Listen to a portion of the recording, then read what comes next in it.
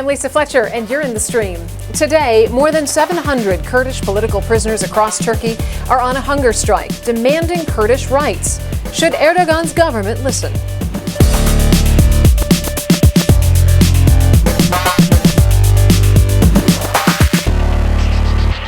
As always, our digital producer, Malika Bilal, is here looking out for your live feedback. Malika, the Kurds are generally very active on social media, and we're seeing a lot of action today, not just on the strikes, but the clash that happened earlier today between police and protesters. Exactly. We're following a hashtag, which I pulled up here on my screen, which basically means resistance in Kurdistan. Lots of tweets on that. And that, of course, led us to this page, which is a collection of photos that are taken from these protests that are going on in Turkey today. But for those of you around the globe, and especially in Turkey, we want to hear from you. So tweet us with the hashtag AJStream. Now, to Malika's right is Gönül Tal. She is the founding director of the Middle East Institute Center for Turkish Studies. She's also an adjunct professor at George Washington University. Gönül, thanks for being here. Thanks for having me. A lot of our community members actually suggested today's topic. So if you think there's something worthy of a future episode, just let us know. And one way to do that is through Twitter. You can follow and tweet any of our team members directly. Just go to stream.aljazeera.com/about. And there you'll find Twitter handles for the entire stream team, including me and Malika. Now, as far as today's topic goes, here are some of the hashtags we're following.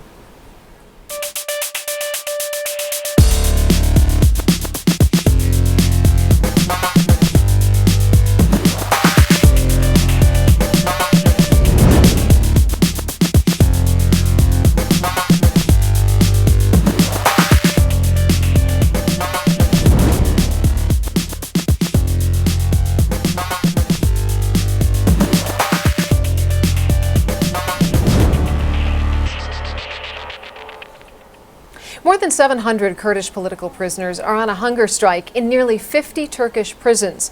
Now, many of the protesters have gone without food for more than 49 days, and there are serious concerns about their deteriorating condition.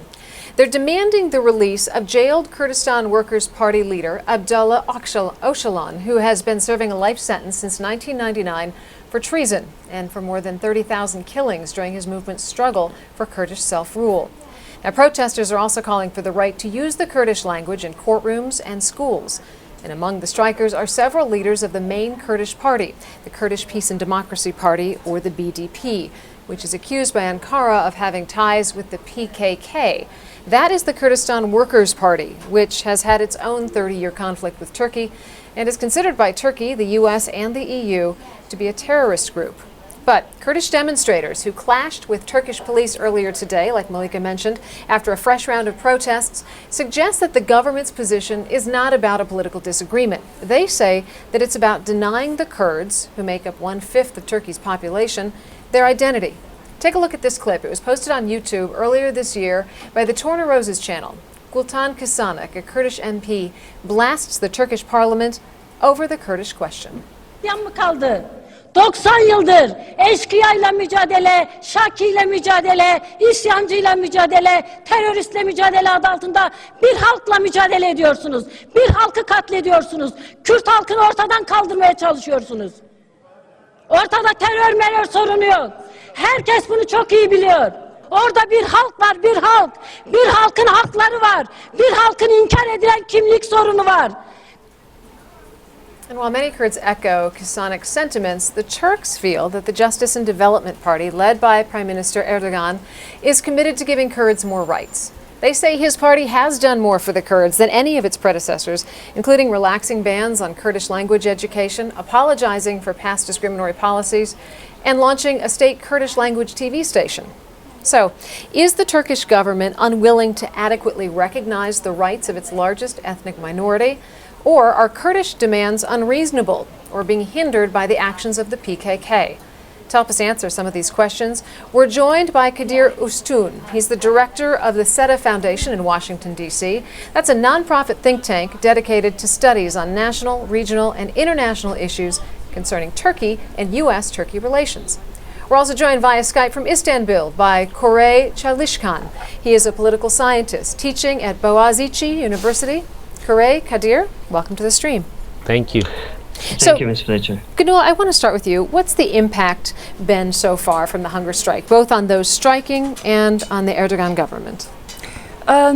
I mean, let me begin by saying that I think the strikers, their demands are legitimate. They have three major demands, saying that we want education in Kurdish, and also we want to be able to speak Kurdish in the court system, and also we want the solitary confinement of Öcalan to end. So these are all legitimate demands, but I think the tool that they chose is not a very effective tool, because all these changes, they require a constitutional amendment, and there's already a committee working on drafting a new constitution, but that process is at a dead end because the country is politically very polarized, and I think the hunger strike is going to further that polarization. And in that sense, it will not actually play a constructive role in this whole process. Corey, in 2008, there were a lot of people that believed that there was a real democratic opening here. Does that opening still exist? The opening is over now, Ms. Fletcher, but would you mind if I say something about what Dr. Toll just said? No, go right ahead. I agree with her that these are legitimate demands, but I don't agree with her that there needs to be a constitutional change and these are not effective demands. At least the fact that government cannot meet those demands. Firstly, they don't want, the strikers do not want the end of solitary confinement. They want the end of legal isolation of Abdullah Öcalan. According to our constitution and according to our laws, every inmate or a detainee could see their lawyers. And Abdullah Öcalan cannot see his lawyers for more than 14 months for the reason that the boat that travels between the mainland and the island didn't work. Second, the strikers want to defend themselves in Kurdish because the state accuses themselves in Kurdish. The state draws on Kurdish telephone conversations to show that they have affiliations with PKK, hires translators to show that they had relations with PKK, but doesn't let the inmates or detainees to speak in their own language to defend themselves. Okay, and you know, Corey, we're gonna get to that issue. We're gonna get to that issue a little bit more in the show, but and you Corey, are taken to the court, and you can't speak in Turkish. Okay, and we're gonna get to that issue specifically in terms of the language issues a little bit later in the program. But I do want to get back to this idea of the democratic opening. You said it doesn't exist any longer. Why doesn't it exist? Because it's over. Kurds do not want elective classes in Kurdish because a Kurdish elective class is for Turks, for those who do not know their own language. Kurds want language of instruction in Kurdish, very much like Erdogan, and all Turkish politicians want language of instruction in Turkish in Bulgaria, for instance. They want what Turks want in Bulgaria in Turkey. This is also their country. And this is not met. Yes, TRT has a Kurdish TV channel. And then this Kurdish TV channel in Kurdish doesn't address anything that Kurds are concerned in the country. Who would watch that? Even Turks do not watch TRT. Well, since you mentioned language rights, that's something that keeps coming up among our community members. There's a tweet here from Havalo who says, Kurdish hunger strikers have two demands: the release of Abdullah Öcalan to negotiate political settlement. No, this and is wrong. Kurdish, this is wrong. And this is a tweet from a Kurdish member of our community, and Kurdish language rights. And on that, Kadir, there's a video commenter. Have a listen to this. Last month I attended the court hearing of 6 Kurdish political activists in Istanbul. One after another, the prisoners stood up in court and demanded the right to defend themselves in Kurdish. Afterwards I spoke to their lawyers and to their relatives and to their parents outside the court, and I realized that the oppressive measures of the Turkish establishment cannot defeat the conviction and the determination that I saw in these people's eyes. Prime Minister Erdogan needs to realize that and start practicing at home what it preaches abroad. Could you weigh in on that? Say that again? Can you weigh in on the language rights issues that many of the prisoners say is one of the demands? This is one of the demands, but they want language of instruction in Kurdish, plus they want to be able to... Corey, hang on. Corey, let's have Kadir jump in on this, if you don't mind. Kadir, can you weigh in on this language rights issue, please? in terms of language rights, that's education in mother tongue is a contentious issue. It doesn't have the support of the major parties in actually 3 out of 4 parties in the parliament. It's not a door that's been closed. It's open to further negotiation and political process. But these hunger strikes demands in that sense, it's not education in mother tongue cannot be accomplished in 2 days or 2 months. This will take a long process of negotiation. Of course, you can argue that this is a right, it should simply be given. But we are in the process of writing a new constitution, and these issues are being discussed. I want to just backtrack a little bit. It's been mentioned that there's a legal isolation of Öcalan. That's not the case. It's been more than a year. His sentence is convicted now, and convicted inmates in Turkey don't have access to their lawyers. And in the past, Öcalan also declined to meet with his lawyers on several occasions and declined to meet his family members. Currently, his family can visit him, but he has refused in the past, and his family insisted, and he met with them twice. So there's technically no legal isolation of Öcalan, but there are political actors that are demanding access and meetings with him, and that's still, the government didn't close the door to that, and that's still up in the air. But one thing that happened about the Kurdish education, and this, the second demand actually is representation in Kurdish in Turkish courts. That is actually in the AK Party's convention declaration for further reforms, legal reforms. There is a package of legal reforms. 63 items are mentioned.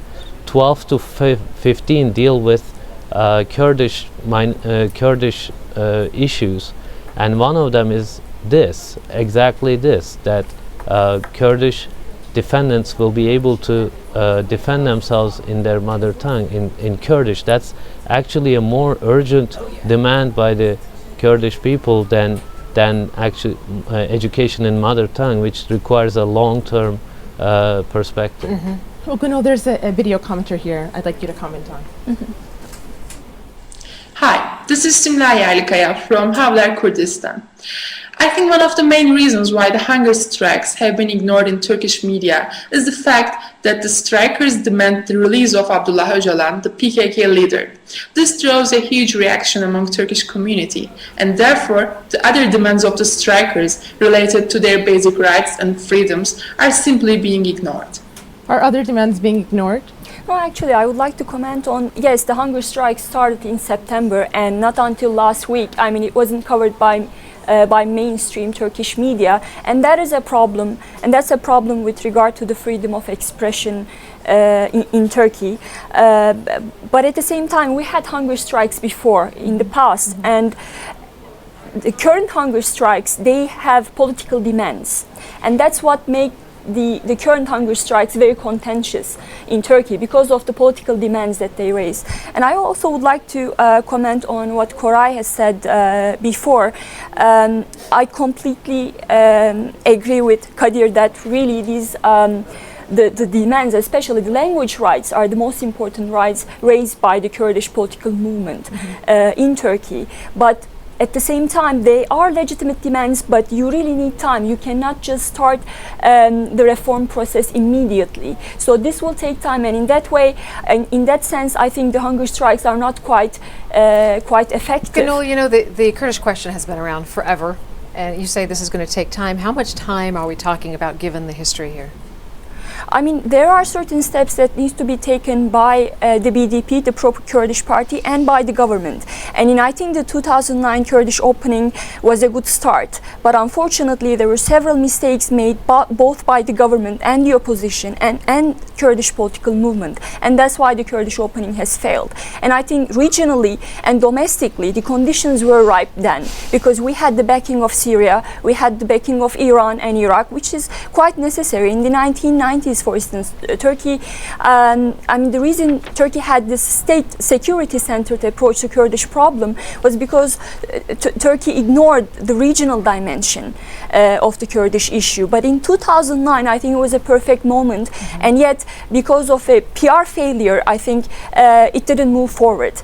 And I think the Arab Spring also has complicated the Kurdish issue, which makes it very difficult for various actors, including the government and the opposition, to make concessions. And if you want to solve the Kurdish problem in Turkey democratically, you need to make concessions. Koray, what do you think the government's worried about? I mean, does an independent Kurdistan pose a threat to Turkey? Ms. Fletcher, let me first correct a very important misunderstanding in the program. Firstly, the strikers do not want the release of Abdullah Öcalan. This is over. There is no demand like that. They want the legal isolation to end for Abdullah Öcalan. This is first. The second, in any democratic country, any inmate should have an access to his or her lawyer. In our constitution and in our laws, this is very clear. So the government's political denial of Abdullah Öcalan to see his lawyers is not legal, and even the government doesn't say that. I don't understand why Mr. Üstün repeated that. And third, everyone says in the program that it's not possible, that the demands of the strikers cannot be met. It is very easy. I think they're saying the demands can't be met in the short term. I think they're saying that a hunger strike is not the right tactic because you have a very finite window. Am I correct? Actually, no. Let me just correct one thing there. I certainly don't say that this the solution is impossible. I mean, that's not the case. I'm talking about the hunger strikes, right, and how not effective that using hunger strike to solve it. I mean, it's a political process. So you need the first in. I mean, currently there is the polarization within Turkey. Is one of the impediments to the process, but I'm really not saying that. Right, and Koray, the question I really want you to answer here is in terms of the timeline. Is the government dragging its feet? Do they have fear of an independent Kurdistan? I don't think this is the fear. No one wants independent Kurdistan from the strikers. They all want to hear from the government that they are ready to have language of instruction in Kurdish, and they're going to start their preparations. They want the government to say that, okay, here's our dates for making inmates to be able to speak their own language. Second, we're going to end the legal isolation of Öcalan. That's it. And you can say these three sentences in 1 minute today, and the hunger strikes will be over. So none of the strikers want government to change these major things in like 2 days. What about the language rights? Because in the constitution you cannot have education in a language other than Turkish. So you need an amendment, a constitutional amendment. Right. Dr. To, I teach at Boğaziçi University. It's a public university. The language of instruction is in English.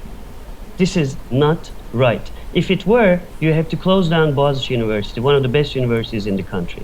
Kadir, I know you want to get in on this conversation. I'd like to get your opinion interjected here. It's not going to be as simple as now, okay, we will accept to give language rights to Kurds. This is a much broader issue, and I'm sure Professor Çalışkan knows this very well. But we have to put these recent hunger strikes in perspective. We have had a very bloody year in Turkey. There has been increased PKK activity. More than 800 people, 800 PKK militants died in these clashes. Around 150 civilians lost their lives, civilians and policemen and military soldiers, basically. So we've had a very violent year. The steps that were taken in the past in the name of Kurdish opening have been undercut by these moments of violence and increased violence. We are going into the winter season. PKK knows that there is going to be less activity. They will be less effective over the winter. So they're trying to use their power in the jails to create further pressure on the government in that sense. I don't agree with the. I don't agree with I don't think the. this is right. Can Mr. you? Mr. Ustul. I don't Well, agree actually, with I'd like the to jump in here perspective. because we're getting, Let me just finish we're up. getting 30 tweets a minute from our community. Let They're me itching just- to say something. Let- General, there's a tweet here from Dilar who says Turkey is not the democratic role model it pretends to be. Judge a country by its prisons. In Turkey, they're full of intellectuals. But then, on the other hand, Kubra says the AKP, the Erdogan's party, has done more than its predecessors. It's a fact, but it has stopped reform and it's turned hawkish in its last years. This is also a fact. Would you agree with that? Turkish democracy is certainly far from being perfect, but compared to the regimes in the region, I think Turkey has taken important reforms, and not under this government. I mean, the reform process started in the 1990s, and as part of the EU reform package, Turkey undertook important reforms.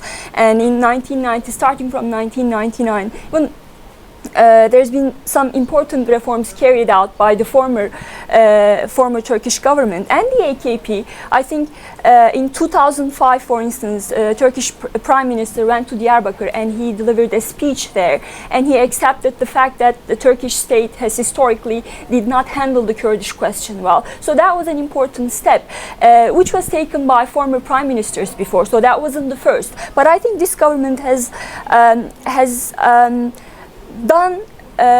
taken important steps in the democratization process, and especially in its first term. But I think if you look at the statements right before 2011 elections, I think the government has made a lot of promises in terms of drafting a more democratic civilian constitution and solving the Kurdish issue, but it hasn't done so. So it hasn't delivered on its campaign promises. So in that sense, yes, I think there is currently a democratic deadlock domestically. Okay. Gönül, we're going to put this conversation on hold and continue it in our online post show. When we do that, I want to pick up with Kadir, asking the question if Turkey's regional reputation as a democratic role model is in jeopardy. But before we get to that in the post show, we're going to get to Malika, who's got a few other story leads that we're following.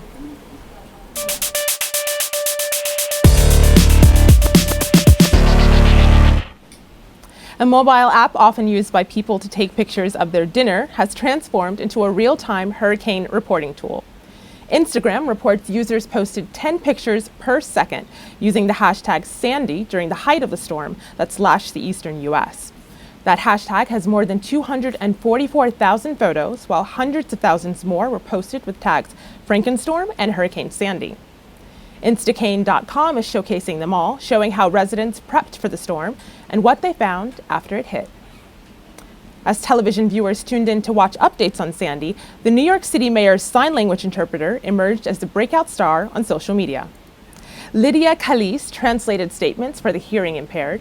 Many netizens called her expressive signing a bright spot during the storm.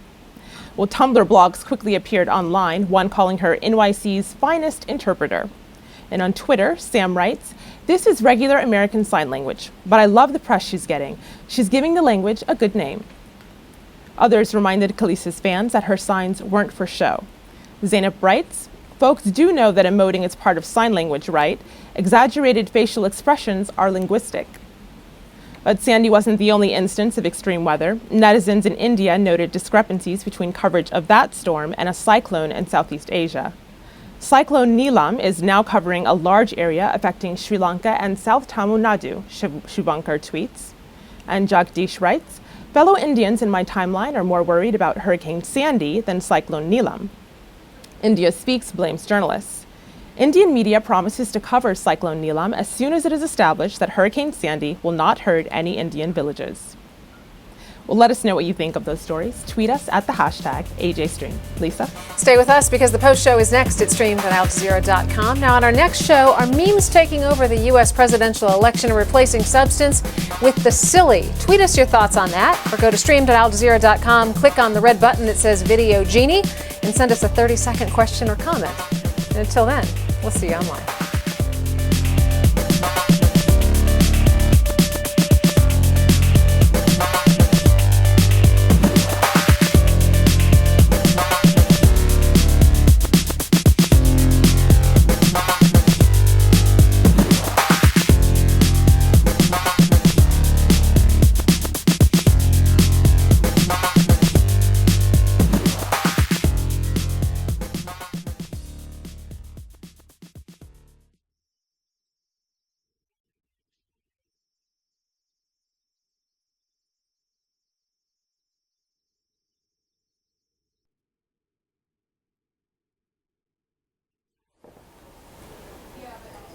Welcome back to the Online Post Show. We're going to pick up where we left off. We're talking about the Kurdish question.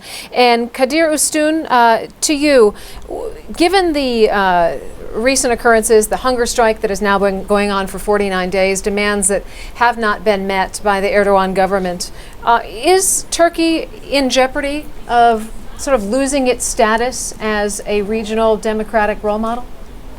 Turkey never presented itself as a role model, but Turkey has resolved some of its issues only recently, such as, civil-military relations and the role of military in politics, etc. And some of the rights for the religious minorities, and also rights such as Kurdish education, these Kurdish identity rights, these are being discussed. It didn't used to be discussed.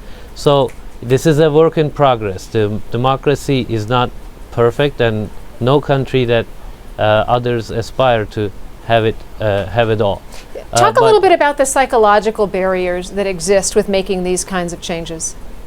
Sure, there is more than 40,000 people who have lost their lives in the past, and we have the Kurdish question, Kurdish issue, whatever you want to call it, over the past 30 years. There is, a lot of blood spilled and a lot of political fights over this. So this is not going to go away just like that. Government making one announcement about accepting X, Y, Z demand. Some of these demands, as I said, require long-term work, which the government is actually working on. It's not true that for the first time the justice minister met with the strikers. This is unprecedented. And there are several reform packages that have been passed. There's another one in the works. AK Party convention declared some of these measures that they will bring to the parliament. But you do need parliament's approval.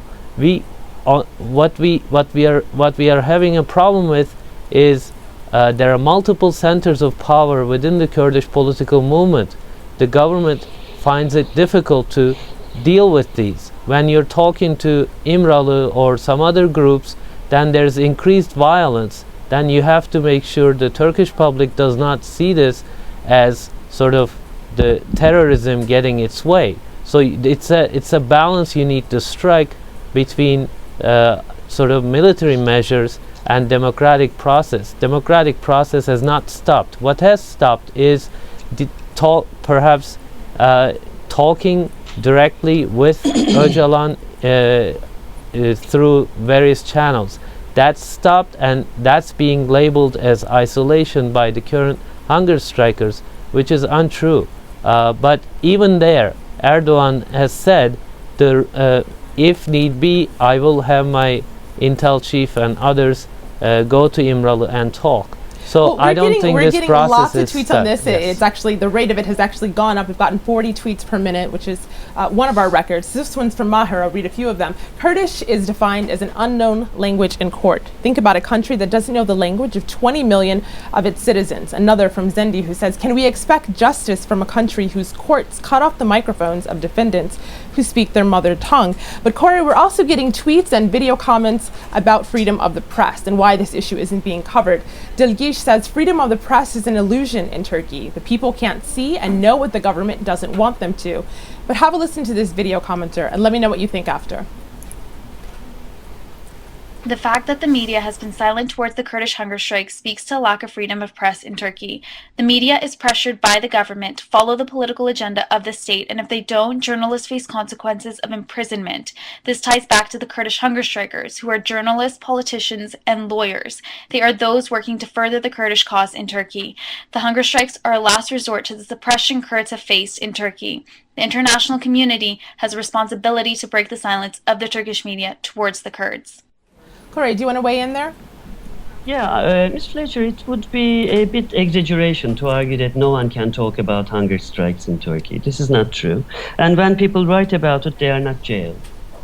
What happens is that they lose their jobs. Even from the right-wing media, like Yeni Şafak, who has been supporting the AKP government, had one columnist fired from the newspaper because he criticized Mr. Erdogan directly. But people speak about what's going on in Turkey. The Minister of Justice went to one prison out of 62, and the next day he came out of the prison to announce Turkish public that 332 strikers stopped striking, which is not the right thing, which is not right. This is not how you address 700 people, most of which may lose their lives in the next 2 weeks. Only a few years ago, in 2006, 112 people died out of hunger strikes in Turkey. There, as my colleague Dr. Toll and as Mr. Üstün said, these are understandable reasons. Gülnur, if you were tactically advising the Turkish government on how to move forward productively, how would you do that from this point? I mean, I think first of all, again, the language issue is the most important component of the Kurdish problem. And I think you have to be able to address that first. And there is, I think, the most important step would be relaunching the process of drafting a more inclusive, a democratic and civilian constitution. So I think that would be the most important step, definitely. Well, there's a tweet here that's going back to the issue of media that we brought up that Corey, our community doesn't think that you answered fully. Ruwaida says mainstream media outlets in Turkey are not covering a historical hunger strike because they're afraid of being in prison. You said that this was exaggerated, but could you weigh in a little bit more on, I mean, you said that they will not go to jail, but they might lose their jobs. Either way, that's not a good thing. That's not a good thing. I'm a columnist in a national newspaper, and I have a TV show in Habertürk, and I can talk about these things. There is pressure from the government, but it would be wrong to argue that we will be sent to jail. They